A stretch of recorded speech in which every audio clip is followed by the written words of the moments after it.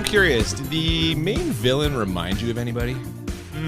Rico. Did he remind me of anybody? Yeah, Armand Asante is the actor. Other than his brother in the movie Stallone, no. Oh, I've heard him referred to as the poor man's Al Pacino. A lot of okay. Yeah, I can see that. 100. Could you imagine if Pacino was in this? Oh my God. Yeah, I would have been found guilty of enjoying this movie a lot more.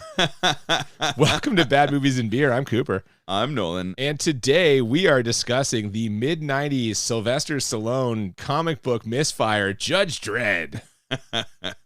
Another police movie for our friend Stallone here. Oh, I guess he's technically a policeman, right? It doesn't really seem like it. Plus, like, they have those other guys who are, like, just wearing armor, but they're not judges. Who the are those guys? I kind of like they were police. They're kind of like the military, I guess. They do enforce shit for them, but we're going to find out that you are all of the roles here when you are a judge. Judge, jury, and executioner. Don't they say that? Yeah.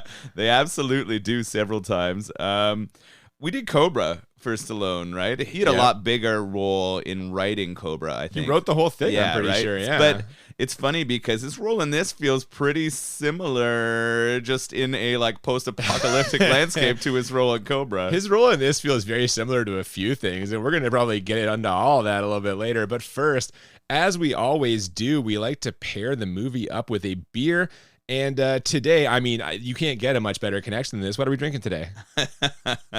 I mean, the name of this beer is perfect. It is The Judge. That's it. He's the judge. You cannot dispute that this is an incredible connection to Judge Dredd.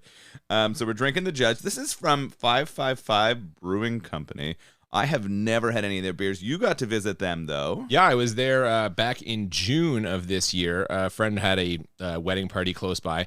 And yeah, it's a nice place, small, but they have a big patio, and they do amazing pizzas. Oh, sounds good. I went to their website, and on there it has like an extensive, amazing sounding pizza and food list. This is in Picton, which is in Prince Edward County, Ontario. Yeah, around Kingston, for those of you who are not familiar with Ontario geography. Seems like there's a pretty awesome sort of brew culture going on in Prince Edward County. We had that sort of small ice cream beer from Prince Eddie's. That was a while ago for our Ice Cream Man episode. Yeah, a bonus one in the summer of last year. Yeah, so maybe if you're looking for a little craft brewery tour in Ontario, head out to Prince Edward County. It sounds like there's a lot of really cool stuff here.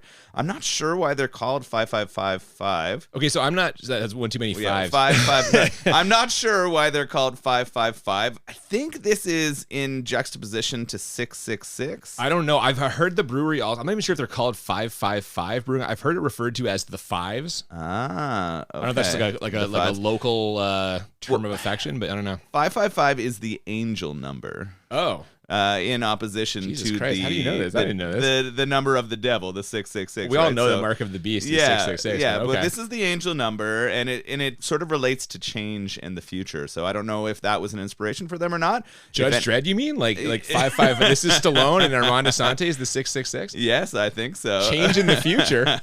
So we've connected it here. These are the two clone judges who are moving forward. Wait, they're clones? Yeah. I didn't realize that. They were created in a lab. They weren't real humans. I thought the guys this just blew my mind. I had no idea. I must have missed that key detail. I thought that they were going to make clones from them. No, they are clones. That's what Holy Project shit. Shinness was. What an amazing revelation early in the episode here. I can tell you what I'm happy about right now.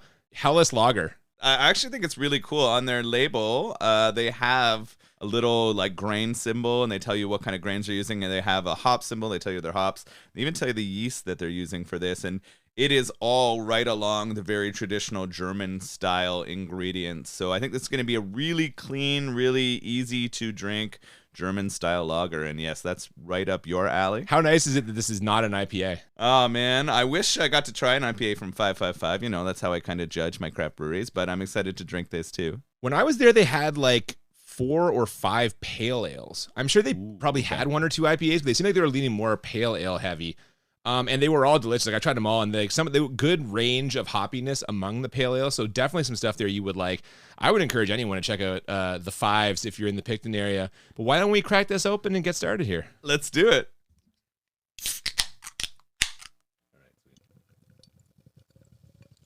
So we begin with some credits that show covers from the Judge Dredd comic books before one of those books opens and we get a pretty low budget page turning effect. But you know what wasn't low budget? The James Earl Jones voiceover we get telling us that in the third millennium, the world changed. Climate, nations, all were in upheaval. The earth transformed into a poisonous scorched desert known as the Cursed Earth.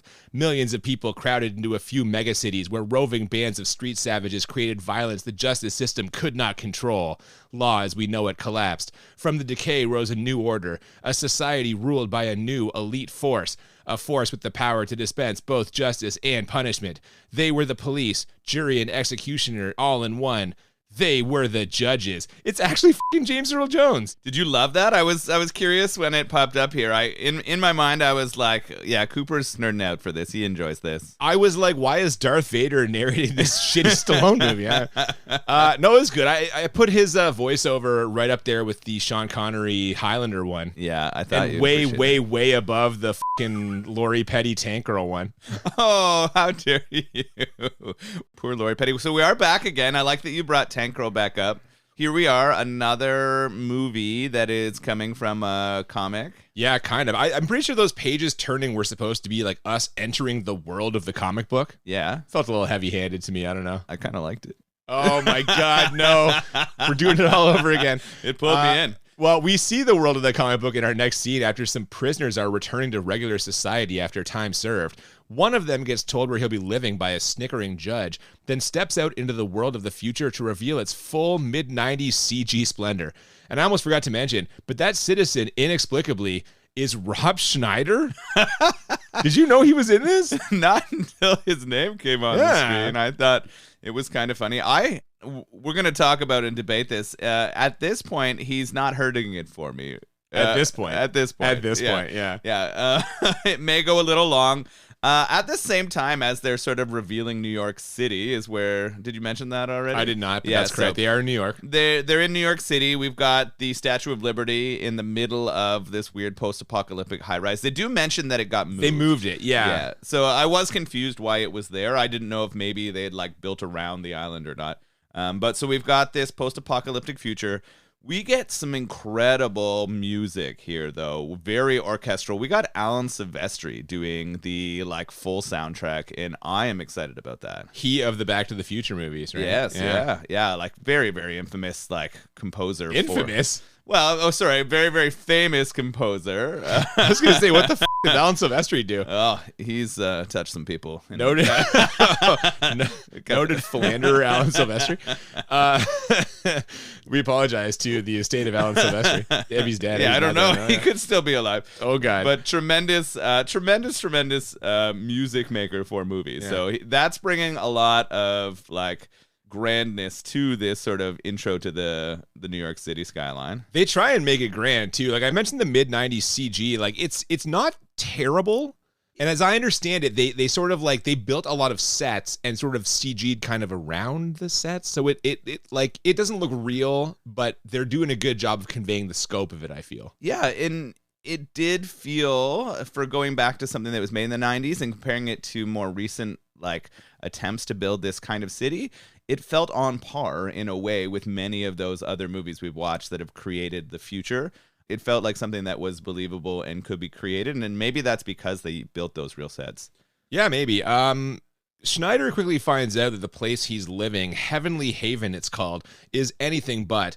These prisoners, or I guess I should say former prisoners, are basically being tossed into the slums where there is literally a riot in progress. Rob Schneider offers a refreshing perspective when he steps out of the transport ship and sees this, though. It's better than prison. He's not wrong. Yeah, it's true. He's been locked away for, I think it was 6 months, they said, for, I don't know if they mentioned at that time. Hacking some kind of... But I mean, as we see later, the hacking is kind of just him fucking ripping wires out of stuff and like jamming them together. It's not hacking in the traditional sense. It seemed like he knew how electrical currents worked and he rerouted those currents. Hot wiring might be a better name for the crime he's committed. Now, he says it's better than prison, but he might be whistling a different tune when he enters his new apartment to find 5 guys with guns there. They are apparently squatters who have taken this place over for a tactical advantage. They're high above the riot and can theoretically shoot down at whoever they want. Now, I say theoretically because what these guys don't know is that the guns they have are wildly ineffective from that distance. But there is one guy who knows that, and his name is Judge f***ing Dredd.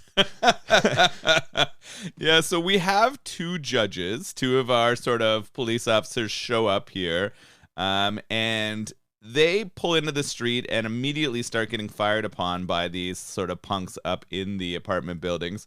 They call for backup, and our backup, with quite the entrance, is Stallone as Judge Dredd. Oh my God, yeah. These two other judges are pinned down trying to figure out a plan of attack. Stallone just rolls up on his motorcycle, stands in the middle of this war zone in a Superman pose, and basically tells everyone to cut the shit, which is ridiculous. And what's even more ridiculous is they do. Yeah, it's pretty hilarious. Everyone apparently knows who he is. Everyone knows the reputation of our Judge Dredd. The crowd outside kind of disperses, right? They start going away. Oh, right away, yeah. They're gone. And he tells those people up in the apartment to put down their weapons because if not, he will judge them. Oh, yeah, they're not going to do it, though. That main guy in Schneider's apartment is pissed off. But this is where we get our long-range firing lesson. We also get a lesson in action movie star machismo when Stallone spots the other two judges. So what are you doing down there, Judge Hershey? Waiting for backup. It's here. That dramatic pause fucking killed me.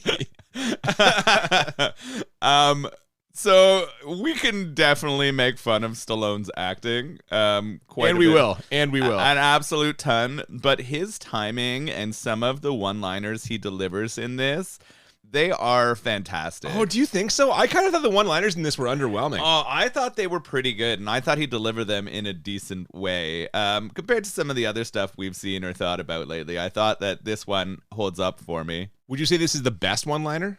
I think I might. I think this is the one that sticks out the most. This is the one that is the best one. There's one or two later in the movie that are decent. We'll talk about them when we get there, I think. Okay. Well, to absolutely no one's surprise, Stallone just wipes these guys out. But to my surprise, he has a gun that can do tricks when he talks to it. This is future weaponry here, right? He gets to tell the gun what kind of ammunition he's going to use, and it's all somehow in there. Well, and like trick shots, too. He's like double touch or double something. whammy. Yeah, double whammy, yeah.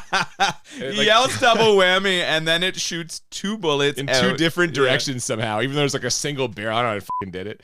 I don't know. This is weird. So these guys are all dead, which only leaves Rob Schneider, except he doesn't appear to be anywhere in the apartment. Now, the judge sniffs him out immediately, though. Turns out during all that shooting, he hacked into a service droid and hit himself in it to try to escape. Unfortunately for Rob Schneider, that kind of hacking is exactly what he got sent to jail for in the first place, like we said. So now he has violated his parole less than 24 hours after getting out. Case closed, right? Yeah. Did you notice what branding was all over that service droid? Was it Pepsi? No. Was it Coca-Cola? No, it was a Coors Original droid. Is that the thing selling beers in the hallway? I don't know. It had Coors Original marketing spinning around on top of this droid. It kept promoting recycled food. I'm not quite sure what that meant. Oh, God. Like a human centipede scenario? Well, it said safe to eat. All right. I'm not sure. So that's what it was advertising, this weird droid. But he hacks in, he gets caught again. What we're learning here is that Stallone's character Dredd has no leeway. There's no he's gray not flexible for him. at all. No, yeah. No. So despite Rob Schneider being in an awkward place, not really being a part of these crimes, just hiding himself to protect and stay alive, he gets sent to jail again for 5 years. There was a line here in this section that relates to what was happening. When he killed all of the guys, when they're all on the ground, he does drop a court's adjourned, which I thought was pretty hilarious. Oh, I didn't catch that. Yeah, it was all pretty right. good. So Rob Schneider's going back to jail for 5 years, and Judge Dredd has just fucking killed a whole bunch of citizens. How's this going to go over? Well, as we find out in our next scene, which gives us some world-building bureaucracy, it's not going over well. We spent some time with the Judges Council. These are kind of the higher-ups of this organization, who let us know that crime is out of control and life in the city is worse than ever. Now, one of those council members, played by famous German actor Jürgen Prochnow, thinks he has the solution: expand execution punishment to include lesser crimes. You think it's a coincidence they got a German actor for this part, or? Oh, Damn. No good. Oh, wow. I think that's a coincidence. I think he's just trying to solve the problems of this post-apocalyptic city. It is a coincidence, though, that we are drinking a German Pilsner. That's true. Oh my God, we've connected this to one of our villains again. We always do this. We've had so many beer selections that relate more to the villain than the hero. No, it's called The Judge. It's about Stallone. The leader of this council shoots it down. He says he still believes in freedom, which is nice. But as we quickly see in a news report, public perception of the council and the judges themselves is not positive. And this is especially true of Judge Dredd. They basically paint him out to be a murder-hungry psychopath using his position of authority to kill indiscriminately. But luckily, the council leader has the perfect solution for all this. Have Judge Dredd teach ethics at the police academy. You know, I guess those who can't do, right? Yeah, he can't determine those ethics, so he's going to go teach them. I was wondering whether the leader was hoping that Dredd would get a little bit more from this. They do transition to him at the academy, but there's no ethics being taught here. He's like showing them the cool equipment and shooting shit. Like, he's not at all talking about the ethics of the role. Yeah, I don't know what they thought was going to happen there. And we don't spend a lot of time on it either. It makes it seem like this is going to be some big like character thing where he's going to like learn something about something. But we get one scene and then he's out. Yeah, I don't know if they're trying to show us that Judge is kind of always in the good books of the leader of the council. He mentions like he was his protege and like, yeah. So I think what they're really trying to show us is that to that guy, Dredd can do no wrong, right? And maybe that's what they're showing us, that he's not willing to like punish Dredd for these things. Well, I'll tell you who can do wrong. It's our big bad, Armand Assante, playing the role of disgraced former judge named Rico. We meet him in a prison scene now and learn a couple of things. First, that he's got a lot of philosophical thoughts about the system and its perceived hypocrisies, and that he's also got a mysterious benefactor, one with enough influence to have gifts delivered to Rico by the warden. Now, it seems like the warden isn't exactly a fan of this setup, but if he was unhappy about it before, it's about to get a lot worse. Yeah, so this Rico prisoner, we're sort of just getting a bit of his backstory. He's in sort of a wing on his own. There is a separate door that locks him in. There's a pit around a thing that he's being held on, and there's a whole bunch of guns trained on him. It's feeling very, like, I'm getting vibes of almost Silence of the Lambsy here, that you've got someone, like, super dangerous being kept aside. We learn that he was an ex-judge who's kind of gone rogue and being hidden here. Well, it sounds like he was basically acting out the kind of ultra-violence that Jürgen Prochnow wants, which is not a coincidence, as we find out later. He was just fucking murdering people, so they had to lock him away. And, like, cover up everything he did, lest the judges be torn down as an institution. Yeah, he was just indiscriminately killing everyone because he thought that they were going to commit crimes. And like you said, the judges had to hide all of this, otherwise it could have torn down that whole system of governance. And it's starting to crumble now, and it seems like someone's got a plan to have Rico come back and help out. What happens here as the warden brings this special gift? Well, this is what I was getting at earlier. The special gift turns out to be a gun that Rico uses to shoot the warden through the throat so he can't voice activate the machine guns. They go on automatic mode and just fucking blow the warden away. So Rico is basically in the wind now. He also got a photo in there that I guess is somebody he's supposed to assassinate, as we see later. It's part of our bigger plan. Yeah, I was a little confused here. I wasn't sure if whether that was his benefactor or it was someone he needed to take out. Same, yeah. So they leave it a little bit vague here because the person on the picture was the journalist who was sort of stirring up all the trouble against Judge Dredd. So I wondered if maybe this guy was trying to get Rico out to cause havoc, but in reality, he was bringing Rico out to throw down a hit, and we're going to get a bit more of that soon. Definitely, but that comes after a couple of intense performances from Stallone. One that you mentioned at the Academy where he lectures the cadets on life as a judge, and then another in what I think is a locker room where he tries to convince the romantic lead in this, who, by the way, is played by Diane Lane, that he's actually a good actor. You think he pulled it off or what? I'm on the fence here. Most of the action scenes that he's in are quite credible and decent, but the dramatic sections... the dramatic sections are not so good. Oh, no, I'm not trying to argue for the dramatic sections. I'm trying to argue down the action parts. How did you feel about Diane Lane as the... always happy to see Diane Lane. We saw her in Streets of Fire way back in her second season, and she's always a pleasant person to show up on the screen. Oh, I forgot she was in Streets of Fire. She was great in that. Yeah, she was. Yeah, she was pretty good in this too. It's funny, I don't, like, having seen it before, I didn't remember her, or she didn't sort of have a big impact on me, but she does a decent job in this. Oh my God, for sure. I will say the acting here, it's probably the most or second most acting he tries to do in the movie. And maybe it's because he's so kind of like wooden the rest of the time in his judge role. It does kind of jump out a little bit. Like he turns around, he's got this big intense face. Also, I don't know if they're making his eyes like more blue. I've never seen Stallone's eyes be this blue. I don't even have blue eyes in real life, but he fucking like they're popping and he's doing some stuff and it's kind of working almost. I actually wrote down the eyes too.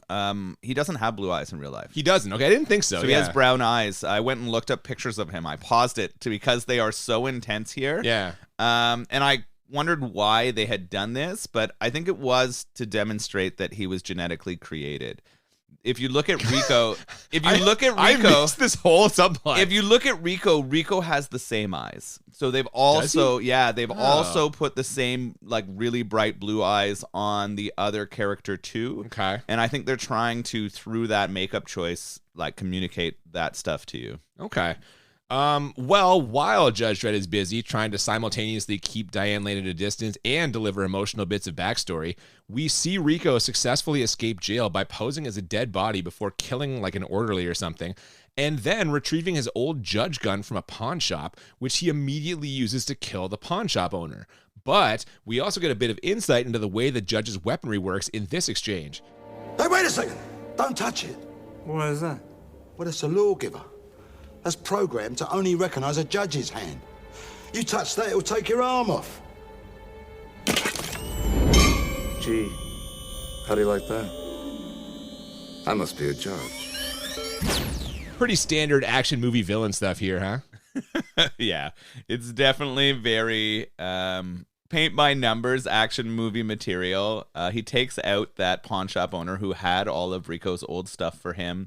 You also find this big robot. Yeah. It kind of reminds me of old Terminator-esque robots. Bigger, though. It's bigger than those. Very large. Yeah. Yeah, like this very large, menacing military robot that Rico knows how to turn back on and get to follow his instructions. Yeah, it's not connected to kind of the central mainframe, which is a key thing that comes up later. So armed with his voice command gun and his giant robot bodyguard, Rico sets off on his mission, which we get a sense of in the next scene. This is where we find out that the picture packed in with the gun he used to kill the warden was this reporter who is highly critical of the judges.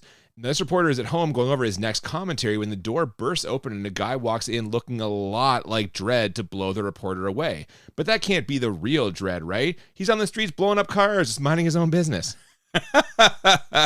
I like that you brought up some explosions here because it's a problem for me, and we're going to talk about it. Well, hang on. He shoots a grenade at the car. You get mad when people shoot a car with like a couple of bullets and it blows up. He says grenade, and his fucking voice gun shoots a grenade at it. A grenade could blow up a car. That makes sense, but there are so many things that explode in this movie. Basically, every chase scene has everything explode other than the vehicle that our hero's on. And it's a lot. It kind of feels Star Wars-y to me, actually, in inspiration in the way that a lot of the chase scene happens later in here. Yeah. And we're going to talk about that. The one thing I missed saying about his dramatic pose that I want to go back to is this is the second or third time we get him dropping the... Supermaning it? Well, yes, but also get the I am the law. I am the law. I am the law. I am the law. Michael Cutler is my boy. That's what this reminded me of. Yeah, we might need to actually put it on our soundboard. I am the law. So he drops so many of those in here, and he loves it. Like, you can tell he's all in on calling himself the law. Yeah. I looked it up after this scene because I was curious. He's been in 12 police-related movies. Is that all? I would have guessed more. I know, but that's still a ton. He loves this shit. Yeah. Stallone is eating this up. He sure is. And he's going to have a chance to flex his muscles a little bit here in a second because apparently 1/3 of the way through this movie, we shift to a courtroom drama as Judge Dredd must stand trial for the crime of murder. He chooses Diane Lane to represent him because I guess once he opened up to her a tiny bit in that locker room, the gate is just wide open. But despite her best efforts, he is swiftly found guilty. Yeah, she does a good job here of getting a video recording that is like really grainy and doesn't really show who it is. She gets that tossed out rather quickly, but to her surprise, she finds out that those guns, whenever they're shot, those special like talk into them guns also take a piece of your DNA every time you fire and put it on the bullet. Yeah. So they were very quickly able to connect are Judge Dredd DNA to the bullets that take down that journalist. So he's guilty. What's going to happen? What is the punishment for a judge murdering an innocent person? We find out, but first we get his reaction to the verdict. He does not exactly handle this well, at least not at first. He starts shouting out in the courtroom. It's a lie! The evidence has been falsified! It's impossible! I never broke the law! I am the law! Which, Again, right? He is the law. Maybe this does not exactly help his case. But his mentor, the head of the judge's council, takes it even worse than Stallone does. He announces his retirement, which apparently means he has to wander the desert as some sort of nomadic law missionary. This was so weird. This is all a pretty grand plan by one of the other main judges. We mentioned him before. It's Jürgen Prochnow. There's no surprise. Of course. The German guy is evil. The Shocker. German judge is evil. So he has made this plan so that he knows the main judge is going to save Dredd's life. The only way to save someone's life is apparently when the main judge retires and heads off into the desert alone, like you said, they get one last wish that will be fulfilled. So his wish is that Dredd is not put to death. So he saves Dredd's life, but he has to give up his spot as the leader of the judge council, and he heads off, like you said, with a shotgun alone in the desert. And the Book of Law to bring law to the heathens, or I don't know. That are It's left very out. religious, kind of like missionary overtone. It's weird. They don't talk a ton about it, but basically civilization is in like 3 or 4 cities. Yeah, it's the cursed earth. Everyone Yeah. else is in some desert wasteland. So he's out in that desert wasteland now. He's going to go bring righteousness to the people of that. And Dredd is not going to be put to death. So he is going to do what then? It's life in prison for Judge Dredd. But you better believe Diane Lane's going to try to figure out a way to get him out of there. Here's something else you won't have a hard time believing. It turns out Jürgen Prochnow was Rico's secret benefactor, which makes sense because A, the ultraviolet Rico is exactly the kind of judge this guy wants enforcing his vision of justice, and B, German.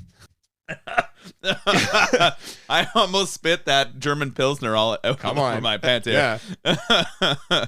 Do you think the creators of this had a bit of a secret agenda here? I don't know if it's a secret. I don't think them casting a German actor was an accident. This is all I'm saying. Really? I really think. You think in the 90s we're still leading that hard? Still, Yeah. the Germans are the easiest movie villains in the history of movies. So much of the generation of people now don't have that same sense memory, but I guess. I mean, I just think, I don't know. I just think there's something there. Call me crazy.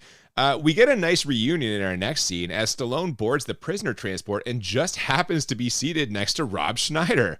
Schneider drops some truth bombs on him about how the law sometimes maybe gets things wrong. But before we can see how this will set in with the judge, a couple of prisoners try to knife him for revenge right at the same moment that a group of cannibalistic scavengers called the Angel Gang shoot the transport down for fresh meat and spare parts.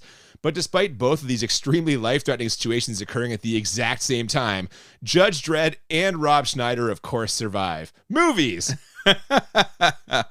I actually quite enjoyed Rob Schneider in this section. Now I've almost made you spill your beer. No, I almost spit a drink out. Jesus. All right, fair enough, man. So I think when he is laying on the look how justice isn't always correct, right? I like this speech he's giving him is pretty funny, and he makes Stallone sort of like eat his own words here. Yeah, that's fair. I mean, he's not wrong about any of this, and he does kind of talk Stallone around to the truth, but yeah. And I actually thought Stallone did a decent job in responding to him. So like I said, Rob Schneider at this point is not killing me. I'm actually enjoying his inclusion. I know that they're trying to bring a little bit of levity, I guess, to the section while you bring in like your goofball comedian. He's the comic relief, guaranteed. Yeah, and I know that that's pretty formulaic, but it's working for me here. But like you said, the two of them, of course, survive. Pretty much everyone else on that whole fucking thing dies. There's a couple people who are alive. We do get a shot of what our German judge. He is giving instructions for them to find no survivors. So we get some like military style judge. They're not actually judges, but they look like judges. We kind of described them before. Those like soldier. Yeah. I think we called hunters at one point. I'm not sure. Yeah, they wipe out anyone who was left alive on this prison transport ship. And then we transition to seeing Stallone and Schneider. Although they're alive, they're not in a great position, are they? No, the good news is they survive, but then it's bad news for everyone else in the next few scenes As you mentioned, Jurgen Prochnow is very disappointed to find out that Dredd's body was not among those in the crash transport. Meanwhile, back at home, Diane Lane tries to analyze a picture of Rico and gets her terminal disconnected, metaphorically at least for now. And then we go to Dredd and Rob Schneider, captured by that gang I mentioned a second ago. Just as he kind of talked Stallone around in the previous scene, it seems like Rob Schneider might have talked his way out of danger, but he doesn't know about the whole cannibal thing. And his reaction when he finds out is actually kind of funny. No, wait! You can't eat me! I've got eczema! I've got warts! I've had gonorrhea! Eat Dredd! He works out! I like that. That was kind of funny. Yeah, so the Rob Schneider character is saying whatever he needs to try to survive. When he gets cut down, like you said, he finds out that these religious zealots, the Angel family, I think they're described as, are also cannibals. This family is interesting. The leader I recognize, the actor, his face... Walking Dead? Ah, yes. He's the old guy on Walking Dead. Yes, Yeah. so that's He's been other stuff too. Yeah, but that's where I would recognize him from. And then he's got 3 sons. One is like a cyborg. Well, he's like a scientist, right? Doesn't he mention like modifying his boys or whatever? Yeah, he's had to make changes or modify his boys to help survive out in the waste. So this group obviously doing whatever they can to survive. Pretty malicious, pretty dangerous. They show Rob Schneider getting cut down, and then we see a scene of them roasting a human. We've got that imagery of a human roasting. So at least Rob's saved for now until there's room on the spit for one more. That's true, but of course, Judge Dredd's going to get loose and kill them all, which he does. We get a little 3-for-1 in this scene. Character development, emotional drama, and backstory, as some kind of droid or soldier or something has the judge at gunpoint after he destroys the cannibals, when all of a sudden a shadowy figure emerges and saves him. It's his old mentor, who just as suddenly gets stabbed through the heart and dies, but not before revealing that Rico is actually Judge Dredd's long-lost brother, which explains the whole DNA bullets thing. And I have to say, they are packing a ton into these few minutes. Yeah, this whole section does pull off a whole lot. We get well, I don't know if it pulls it off, but they put a lot in there. It's like bang, bang, bang, stuff's happening. That's fair. It's moving quickly. I'm not hating that the story's getting moved along. This is where Judge Dredd learns about the Janus Project. His mentor tells him that he and Rico were created in a lab, actually from his DNA. So he was actually their dad, I guess. The old for justice. lack of a better term. Yeah. They used his DNA and other judges' DNA to try to create the right soldier. Turns out that Dredd turned out perfect, but his brother had a malfunction when they created him, and instead of being the perfect judge, he became the perfect criminal. I missed the whole cloning DNA part of that exchange. I don't know. That sailed right past me. You just lost it as they were going through all this? Yeah. They mentioned Janus so many times, I had to figure out what it meant. I was like, I need to know what this project is. Well, they mentioned it later for sure, but right now, Judge Dredd knows what's up, and it's time to find Rico, which won't be hard to do because he is out there just murdering judges like it's his job, which I guess it is, since this is all a big plan to fast-track more genetically engineered test tube judges, ones Jurgen Prochnow can essentially program to take no prisoners. Rico also picks up a piece of arm candy here, which kind of seems unnecessary, but to be clear, I am not complaining. You enjoy that he's found some arm candy to help him out? Like, we're 2/3 of the way through this movie. I'm like, why are they adding her to this? And you find out why later, but at the time, I was like, what an odd choice. I just made a connection to the German judge in engineering the super soldiers. See? Jesus. See? What about the arm candy were you most excited about? This is a nice looking lady. Don't put me in the spot like that.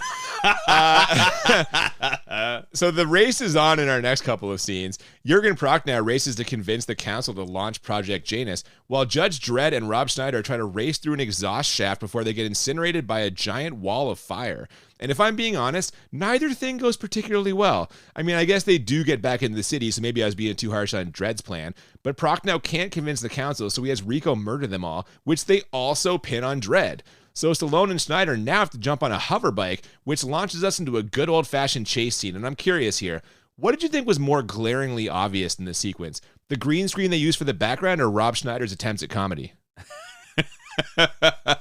Rob Schneider's attempts at comedy. He's manic. I'm done. I'm so cranked up in the sequence. He loses me at the conversation at the flaming shaft. Yeah. So they have this argument about running in and like getting into the city through here, and I'm done. It's now gone too far. This straight man and comedy scene is awful, and for it to extend into a hovercraft chase that is purely done on green screens. God, it's so egregious. Where his comedy is so bad, I am struggling. Like, for the most part in this, I've been okay with the action. Yeah.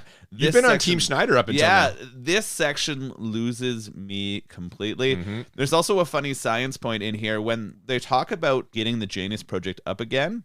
It took a while to grow Rico and Dredd in their things. It's only 8 hours to make judges now, apparently. Well, advances in technology, you know. Yeah, so I thought that was kind of funny. So they start making some judges here while this chase is going on. Yeah, now, of course, Dredd and Rob Schneider get away, and they quickly start to formulate a plan. Meanwhile, we see that Rico's plan is going swimmingly as he's taking control of Project Janus and is going to use his own DNA for the crop of new judges. Now, Jurgen Prochnow did not know about that, and he is not okay with it. So Rico has his robot bodyguard rip his arms and legs off, but they don't show it. Boo, whoever directed this. Boo.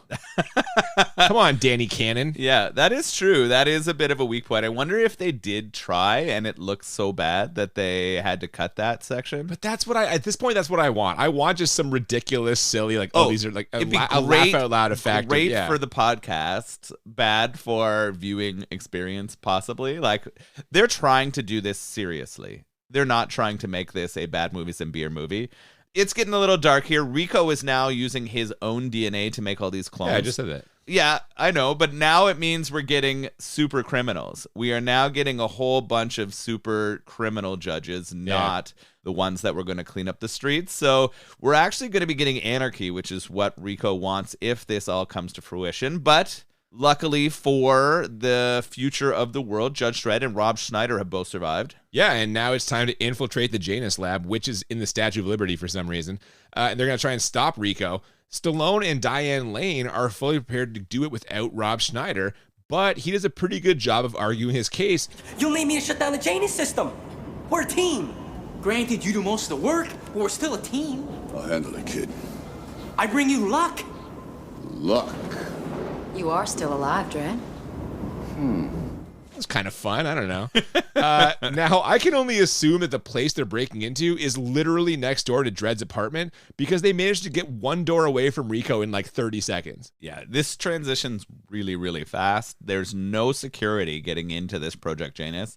Maybe because it's hidden in the basement of the Statue of Liberty that they assume everything is fine. I don't know. Aren't they in the top of the Statue of Liberty? Because once they start fighting, all of a sudden we're like outside. And they do end up there. I don't know if, maybe they're in the top. They do end up having a battle in the head of the Statue of Liberty. That is true. Either way, this all happens just way too quickly. They're talking about it and they're f***ing there. And just as quickly, they're captured by Rico after his robot bodyguard shoots Rob Schneider in the gut and threatens to break Diane Lane's neck. So much for that whole Schneider luck thing, huh? Yeah, this is over rather quickly. There wasn't much of a battle here.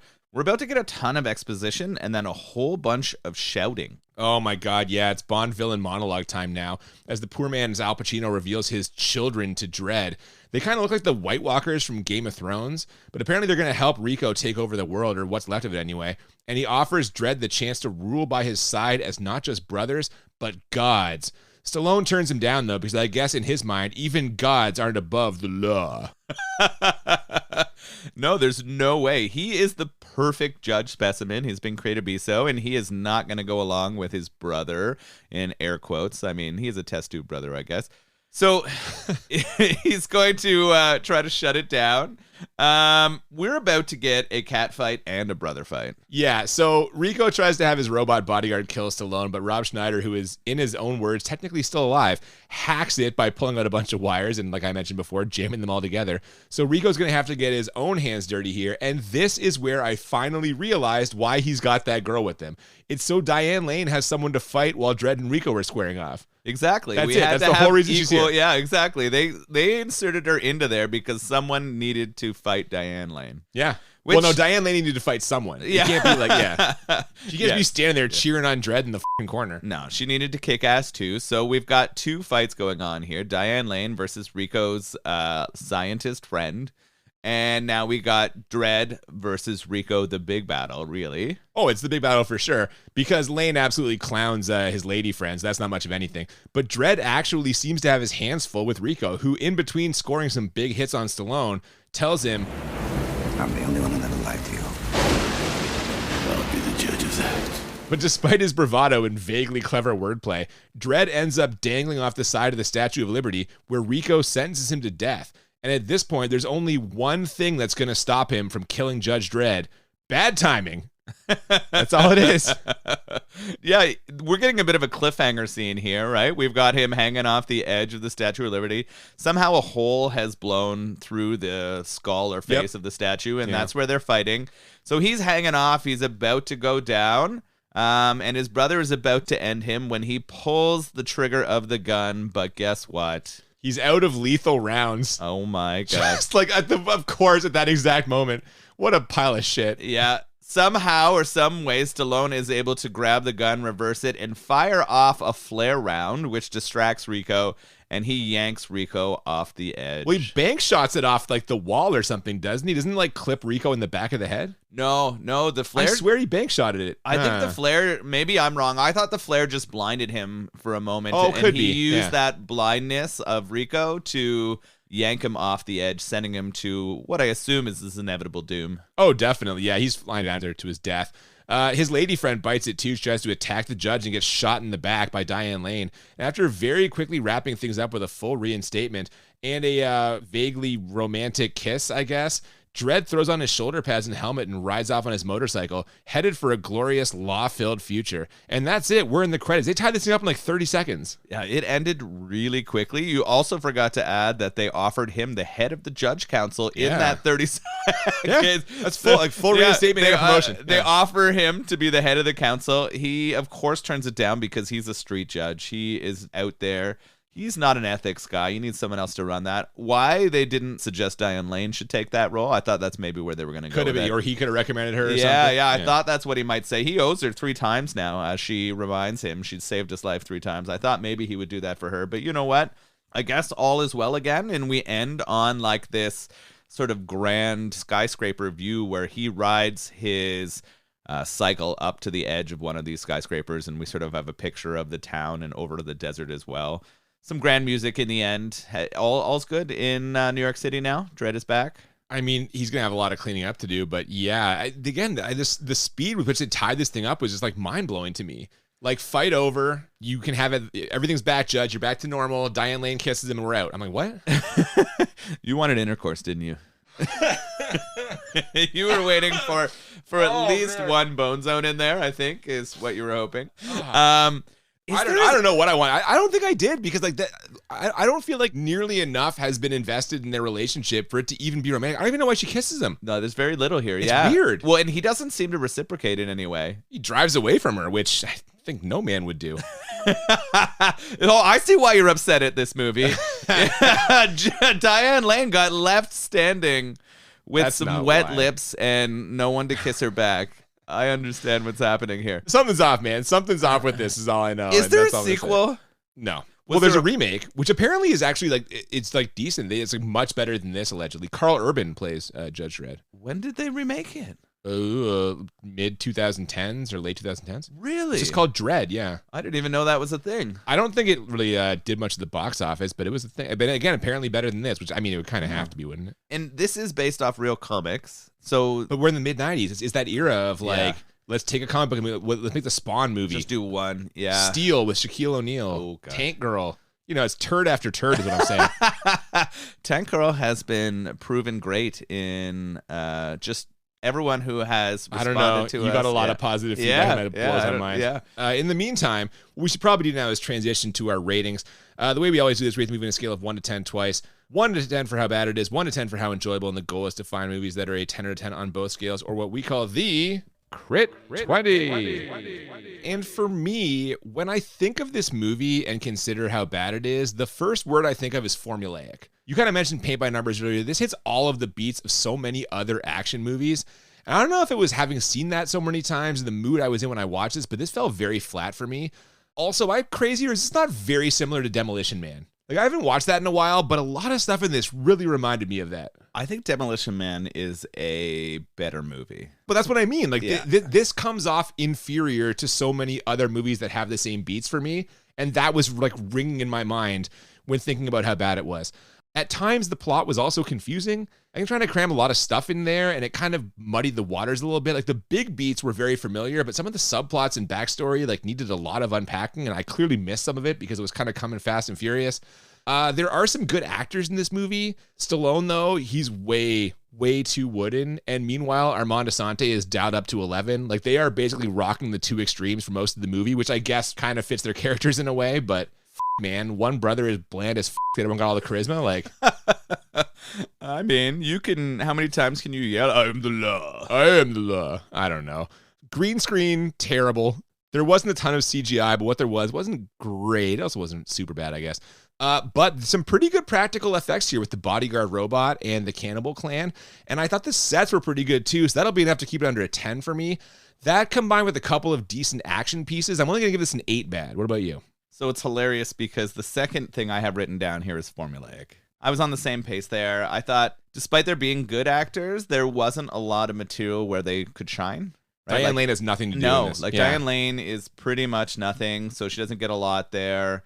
I found the green screen problematic, like you said. It's too bad that happened near the end and not near the start, because it really took away from some of that action sequence. It's just stuff so for me. glaring. Yeah, I thought that the comedy went on too long or was overdone. I think Rob Schneider should have just eaten it. Like, just died earlier and it would have been better, right? Like, if that character just got taken out, like, he had his role, he got to play the irony of, like, going to jail with him and then was gone. I think that would have been better. I thought actually the action or fight sequences were kind of inconsequential. Like, they didn't have enough to them for how fast this felt like it moved, and a lot happened and a lot of the story got moved through. I didn't find them to be memorable. And there was just way too many explosions. Just in general, I found that the explosions were there. But there was some money put into this. Yep. I liked a lot of the set building, like you said. I loved the music and sound. Worked and fit in perfectly. Editing was good. I had this as a 7 bad. So okay, so we're pretty close. You, but yeah. But how enjoyable did you find on a scale of 1 to 10? So we're going to those things I really liked: the music, the setting. I actually really quite liked the one-liners. I thought they were pretty good. I didn't really. Yeah. I thought they were fine for me. I thought Stallone pulled those off. I thought they happened at the right time. I thought they were all kind of like comedically judge or law or crime related. I thought the pace was good. Maybe a little fast, if anything. We might like push through stuff, but I like that the movie was over when it was. The storyline of the two like creative brothers was fine. I had this as an 8 enjoyable. I didn't dislike watching it. Wow. Okay, we're gonna be a little different here. You said this went by fast. This to me, it was only 90 minutes, but it was a long 90 minutes. I don't know if it's because they tried to fit so much in there, but there were parts of this where I'm just like, Jesus Christ, like it's dragging. I'm like, how much shit do I have to remember? Like, it seemed like they were just, dwelling too long on some stuff and kind of rushing through other stuff. It was weird, but like it felt long for me. I did not like Stallone's performance in this one. Very wooden, like I said. And I know they try and justify it by making his character all about the job. Like, clearly he's repressing his emotions, but I feel like a better actor could have shown more. You know what I mean? Well, so I understand what you mean. I feel like I don't know the source material, but I feel like for what they tried to do in here, where he was the perfect law person, that's what it is. You're just that's what it is, right? Be, You're just always going to be that, and I felt like he pulled that off. You kind of complained that Rico was the opposite, but I think there was a lot of intentionality in how they like set those two characters up. I mean, maybe. Speaking of character intentionality, I like Rob Schneider, but this character was annoying as like, he's the comic relief, but he brought very little comedy here for me. A couple of lines that I already mentioned, but like overall, I'm like, dude, by the end, when he finally got shot, I was like, fucking finally. Would you have been fine if he died earlier? Yes. You would have been on. So if like the Angel family ate him and then we went out, oh that would my have been God. a good time. Yeah. That could have been, depending on how they did it, maybe. Yeah. I mentioned Diane Lane not having a lot to do here. As a romantic interest, it did not feel believable to me. Like I said, that kiss at the end kind of comes out of nowhere. There were a couple of action pieces I liked, but a lot of it was kind of bland. Like, you said it as like forgettable, and I think that's correct. That green screen was awful. And I also, in my mind, there weren't any truly great one-liners. So overall, I only had this as a 5 enjoyable. But if I'm being honest, without Diane Lane, I think I'd be like a 3 or 4 on this. Holy shit. Yeah, she got me up to neutral, is where we are. So half chub. That's right. Yeah, exactly. No, I don't know, man. I thought this was like not very fun, and I will almost certainly not watch this again. That's interesting. I didn't dislike watching it again. It maybe Again? Oh, yeah, you've already seen it. Yeah, like I've seen it a few times. This Tank Girl and the Total Recall remake with Colin Farrell is your fucking apparently action movie holy trinity. Is that what I wouldn't call those my holy trinity, but apparently I am up for that style of movie, right? It's just that post-apocalyptic, shitty movies. whatever. Yeah. Hey, they gave me what I needed. Of course, having a like nonsensical Diane Lane sex scene at the end would have improved that for all of us. But No, but I would have been mad because it would have been nonsensical. I'd have been like, why is this happening? would it have increased or decreased your enjoyability? I think honestly decreased because I don't want to see Stallone fucking like grunting and What if it was Rob, I am the law. What if it was Rob Schneider? Oh my God, that'd be a million times worse. Jesus Christ.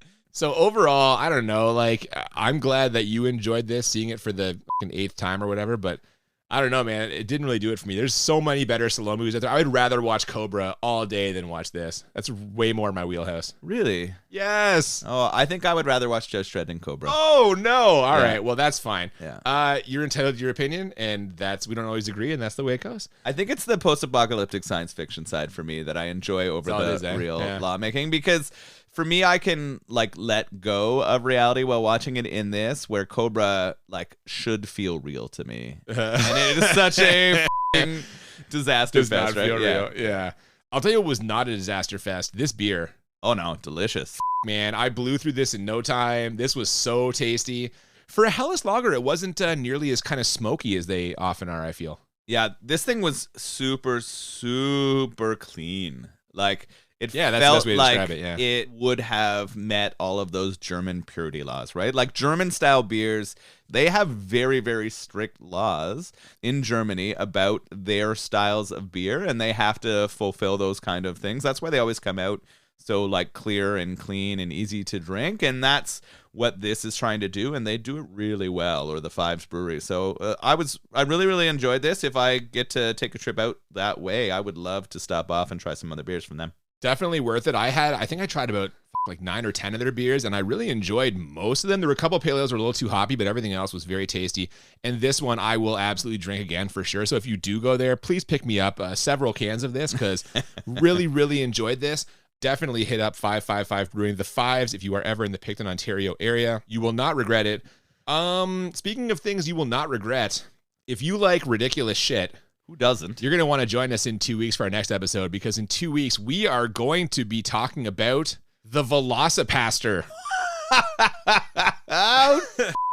Ooh, this one has been on the docket, I think, since season 1. We've had lots of people kind of suggest this as a possible movie. Yeah, when we said we were doing this podcast, we were like, are you going to do the Velocipaster? We're like, what the are you talking about? Apparently, this is a movie about a priest who like becomes a dinosaur or has the powers of a dinosaur and fights crime. I haven't seen it, but I think you're right. It's around that where the priest or pastor gets the powers of a raptor and gonna use that for God's glory. I think he fights ninjas. I haven't seen this either, but I'm very excited to see this. So it's gonna be thoroughly ridiculous. We hope you'll join us for that.